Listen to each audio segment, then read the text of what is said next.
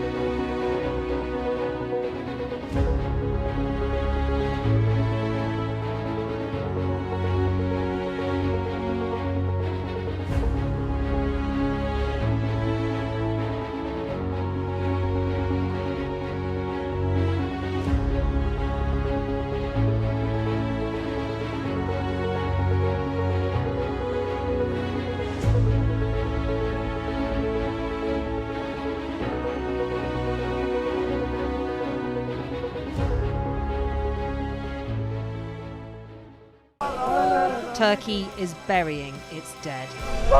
Whole families died in this collapse.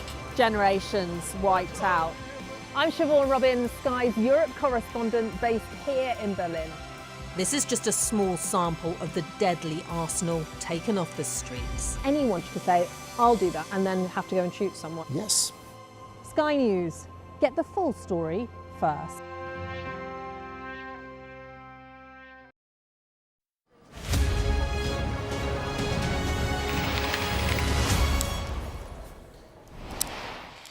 Welcome back. You are watching the press preview, a first look at what's on the front pages of the newspapers as they come into us.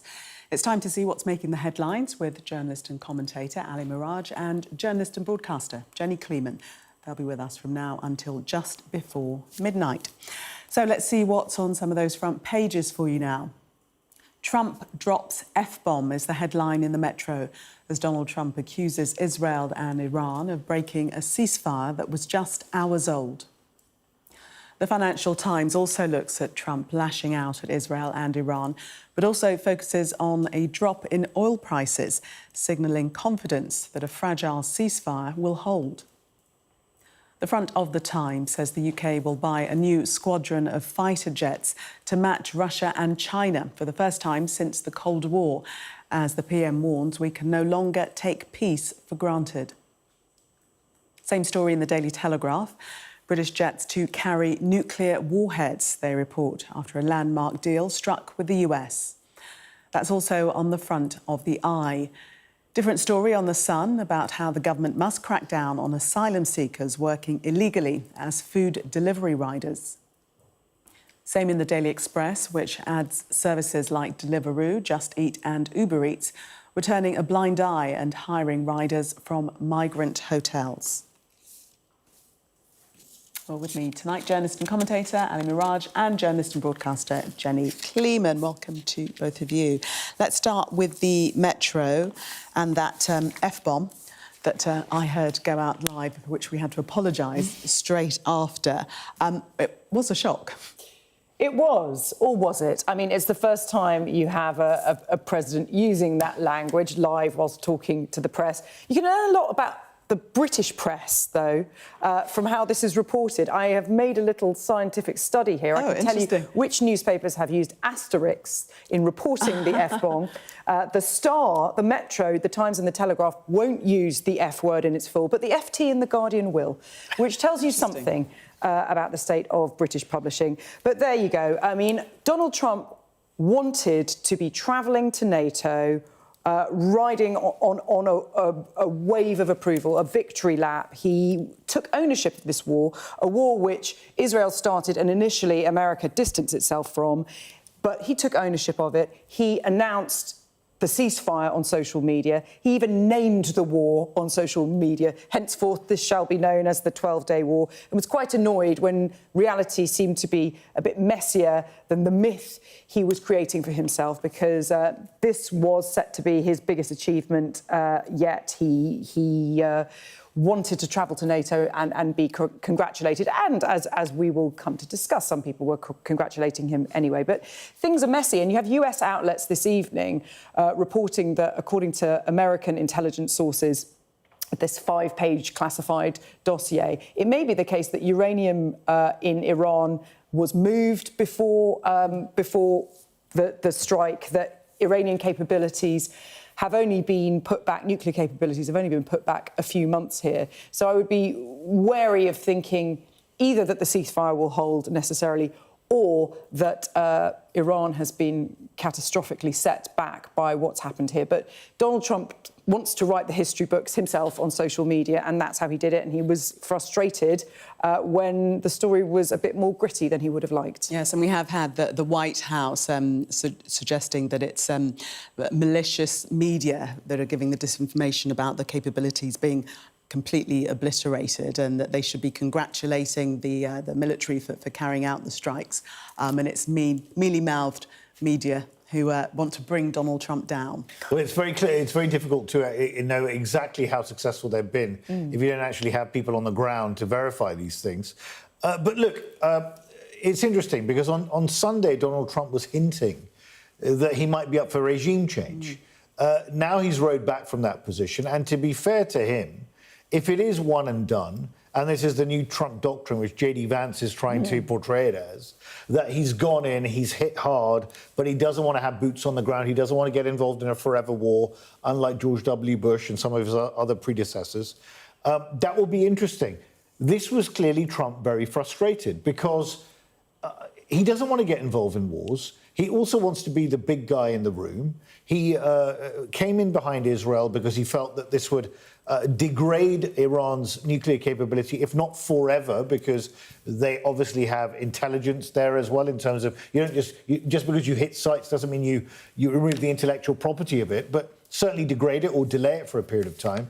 But what it shows is two things. One, Donald Trump is not in control of all events all the time. There have been 360 truces between 1989 and 2020 in the Middle East. Half have failed. You also have a situation here where, for the first time, Donald Trump has openly rebuked Benjamin Netanyahu. That is quite a moment. That is quite a moment. I'm sure he'll get a lot of blowback from certain quarters in the US. But I actually think Donald Trump needs some credit for this, that he's admonishing both sides equally, saying, look, you've let off steam now, Iran.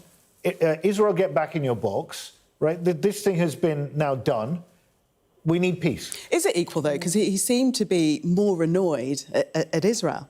Well, he was saying that they unleashed a huge barrage of bombs. He actually told them to get their aircraft back on the ground. The Israelis will argue that just before the ceasefire ended, Iran started pummeling again, and they were responding to that. But Trump doesn't want to hear it. Trump's clearly wants to... Look, he wants to win a Nobel Peace Prize. He sees himself as a peacemaker. By the way, Pakistan's actually nominated him for a Peace Prize on the back of what happened with India and Pakistan, which he apparently played a key role in. So, look, I think it's interesting, to be honest. I'm looking at it in a slightly different way that I was looking at this on Sunday in terms of how this could escalate. I don't think he wants it to escalate anymore. No. I think he now wants it to calm down. I think he wants the Iranians to get back in their box. But the reality is the Iranian regime is injured severely, but it's not deposed yet. The deposition will come from its own people if and when that happens. But at the moment, Khamenei, and they play the long game, are still in situ. Let's have a look at the Financial Times, and the point they raised there is no Tehran regime change. And as you say, Ali, this is something that Donald Trump was suggesting could be a possibility only yesterday. Yes, and it's something that Israel wants.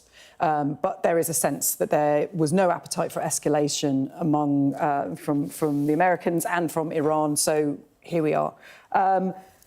Donald Trump said in his inauguration that he wanted to be judged on the wars that he stops. And he wants to be seen to be somebody who has stopped this war, stopped Pakistan-India war, stopping the war in Ukraine, although not in a day, as he said that he could do. But there is a danger here that in the desire to be able to triumphantly say, I stopped this war, that he's creating potentially dangerous complacency, whereby he goes around saying, we've obliterated Iran's nuclear capability, when in fact that's not verified. And that is potentially very dangerous if Iran has managed to maintain a lot of their nuclear capability. I mean, as the FT says, the market seem to think that the ceasefire, although tenuous, is holding for now. But we don't really know what the terms of the ceasefire are. What happens if you know, what constitutes a legitimate reason to strike back at this point? It's all extremely delicate, and I think there is a danger of Donald Trump saying, yep, drawn a line under this, right now I'm going off to NATO, because it could come back to bite all of us if it's not done properly. Well, that's exactly what he did in the tweet yesterday. It was, you know, the war is over, it's finished. It's the 12-day war. It will be a success. No more days. It's interesting, though, because the FT is also saying, and Benjamin Netanyahu is quoted here, saying, President Trump expressed his great appreciation for Israel, which achieved all of its objectives for the war. Well, it didn't achieve all of its objectives for the war because Netanyahu was very clearly saying he wanted regime change. And he was even speaking in Farsi, making an appeal to the Iranian people to topple their government, which hasn't happened. So, I mean, I don't know where that leaves the Netanyahu doctrine. If they want to keep going at some point, but I think that would be very dangerous for them at the moment, because what it also shows is, despite the fact that Israel can do a lot of damage, and they've had a lot of successes, and they've decapitated all Iran's proxies in the region, including Hezbollah, Hamas, and the Houthis, so they've been very successful, Israel, and they've got command of the skies. When it comes down to it in the final analysis, they need these massive ordnance penetrators to actually do the damage on the bunker busting thing, because they don't have that support. And it looks like at the moment Trump's not going to be willing to back them again at the moment because he's annoyed. Jenny, you mentioned the NATO summit to begin tomorrow proper. A tweet that's been put out, or personal communication between Mark Rutte, the NATO Secretary-General, and President Trump has ended up on our front pages, something that I think Mark Rutte will be very, very squeamish about. Well, he says he's not. He says he's perfectly happy that this completely fawning, obsequious communication where he says, you know, basically, great job, Mr. President, you made Europe pay in a big way. You're coming here on great success. He's basically completely... I'm trying to find the phrasing that's suitable for television here, but he is... He's sucking up to Donald Trump in a terrible way. And Donald Trump is NATO's main character, even though he doesn't like NATO very much. He would like Europe to be less reliant on US military capabilities, first of all, because he wants to focus on China, but also because he, and J.D. Vance has been very vocal about this, they feel that Europe is kind of freeloading by assuming that America is going to act as their bodyguards, the European NATO members. And there is now this promise of 5% of GDP by 2035, which apparently everybody apart from basically Spain has signed up to. But it does feel like pie in the sky for most countries, and certainly for the UK. Jenny and Ali, we must leave it there. We have run out of time. Must take a break. We'll be back shortly. But first, why the Prime Minister is facing the biggest threat to his authority since his premiership began. Stay with us.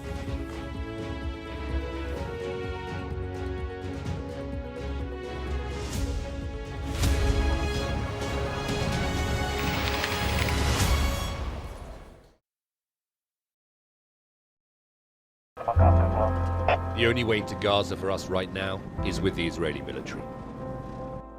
The IDF had brought us in to show us a tunnel network under a residential neighbourhood. The length of time it must have to have created these tunnels must have taken years. At the end of the day, it's war at the top. It's war down here. I'm Alistair Bungle, Sky's Middle East correspondent based here in Jerusalem. As we were filming, there was a gun battle in the next street. This neighbourhood, the Israeli military say, was the stronghold of Hamas's Rafah brigade. It was just after 6:30 a.m. when the first shots were fired. I remember everything. It was a day that I don't think I'll ever be able to forget. There's no moon, perfect conditions for smugglers and human traffickers trying to move fuel, weapons and people. The valleys in between, they're some of the main smuggling routes. After days of negotiation, a major smuggler here has agreed to meet us. The families that we've spoken to are people who have died trying to cross into Europe. They say you're a murderer. Are you a murderer? No. Sky News, get the full story first. Begum was 15 when she left East London with 2 school friends to join Islamic State in Syria. Do you feel that you have committed a crime to the extent that you should serve time in a British prison? I mean, I feel like the only crime I committed was coming here. If you can't take the heat, get out of the kitchen. I can take the heat.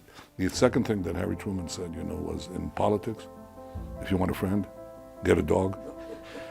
My children will love a dog. In Tel Aviv, a constant streak of interceptions filled the night sky as waves of missiles came in.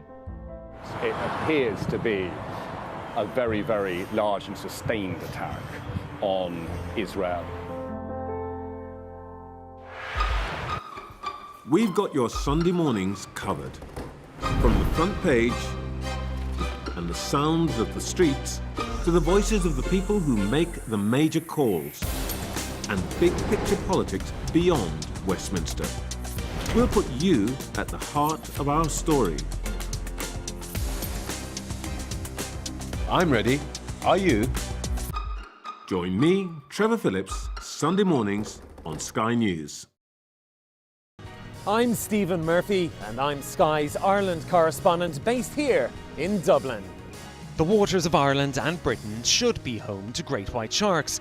If there are great white sharks in this area, there's no reason they wouldn't come here to feed. It's basically a buffet on a beach. This could be not only a record-breaking storm, but potentially the most dangerous storm ever to hit Ireland. We're rolling. Welcome to the world. Our new podcast, starting now. It's very exciting. Every week, we'll be reporting from the world's trouble spots. We get to hold those in positions of power accountable, and we get to ask the questions that the audience, the listeners, want to know about. And that's why it is so important that people tune in, come along for the road, come along for the journey. It'll be fun. Welcome back. You are watching the press preview. Still with me, Ali and Jenny, to take us through the rest of the papers. We're going to look at the Guardian front page, and the headline there, Britain to buy US jets capable of carrying nuclear weapons. The Prime Minister to announce this at the NATO summit. Jenny. Yes, so these particular jets, they're F-35As. They're very expensive. We currently have bought about 75 F-35Bs. They cost around $100 million, more than $100 million each. And those are kind of special planes that can take off and land like helicopters. But the F-35As, they're the proper dogfighting fighter jets. that can also carry nuclear warheads. It's one of many things they can do, but they're very, very expensive. And so far, we have not bought these as part of our aircraft, as our defence spending. We've chosen only to have these very specific ones that meet our needs, but this shows that we are no longer relying on the US to provide the kind of fighter jets that can do dogfights, that can drop bombs, that can carry nuclear weapons. But they're extremely expensive. We've already spent £2.2 billion on these jets so far, and we're ordering 12 more of these F-35As. The fact that they can carry nuclear warheads is just one part of it. It's the eye-catching part of it that's made the headline on the front of The Guardian, The Times and The Telegraph. It doesn't mean that we're going to be flying nuclear weapons around the world, but it means that we've committed to spending an enormous amount of money on the kind of plane that we used to rely on the US for. So we are taking matters into our own hands and having our own military hardware, no longer relying on our allies to provide the hardware for us. Well, that's exactly sort of what Sir Keir Starmer is saying. Quote here, in an era of radical uncertainty, we can no longer take peace for granted. These aircraft will strengthen our armed forces and support communities across the country through our defence industry. It's a very uncertain world, and I think that the government is right to spend more on defence. I mean, on this particular issue, the Prime Minister is saying we can no longer take peace for granted. I mean, that is a statement of the obvious, absolutely. But you look at this, the strength of these bombs. Apparently, these are variants which have got the explosive power of over 3 times the bomb dropped on Hiroshima. And I think it's very interesting now that we're moving away from our primary reliance when it comes to nuclear weapons on Trident to other spheres as well, which seems to be very important from the defence analysts who look at this stuff, saying that we can't rely on Trident anymore. Now, what does this mean for nuclear proliferation more broadly? Because you've got countries like Poland now saying that they want nuclear weapons. They're not prepared to solely rely on Article 5. And then you've got Donald Trump on the plane on the way to the NATO summit earlier today saying that Article 5 can be viewed in different ways. And ultimately, he wants to support the leaders he likes. But if you're in a world where Article 5, which means an attack on one is an attack on all, cannot be relied upon, you're going to have to be every man for yourself, and then you're going to have to go and get your own nuclear weapons. Yeah, and, you know, he's saying you can't take peace for granted. What he actually means is you can't take your allies for granted that's a good here. point. And that's what he's saying here. I think it's really important to clarify, though, that buying these planes doesn't mean anything in terms of buying nuclear weapons. These planes are capable of carrying these very, very heavy But aren't they buying weapons. the bombs as well? I think they're buying the bombs as well. Well, no, I said they're capable of carrying conventional munitions and also the gravity bomb. That doesn't mean that we're actually buying the bombs. It makes for a really big headline, but all we're doing is buying these planes. These planes are extremely expensive, they're extremely powerful. But the article's pointing to the storing of nuclear weapons. Yeah, that's what I thought. Saying that US nuclear weapons have not been stored in the UK since the last RAF Lakenheath in 2008. I don't read from this, though, that the plans are that we are storing them. I mean, our nuclear weapons are Trident. It just means that we can move them around in a different way, that we can carry them very, very quickly and in this sort of cutting-edge aircraft. OK. We've just got a minute to talk about the rebellion against Sir Keir Starmer and his flagship benefits cuts. The thought is really that the Labour MPs are going to sink the bill. Well, it could be up to between 107 and 120 plus Labour MPs. They're digging their heels in. And why are they digging their heels in on this benefit cuts, 8 billion, which they want to reduce the cost by?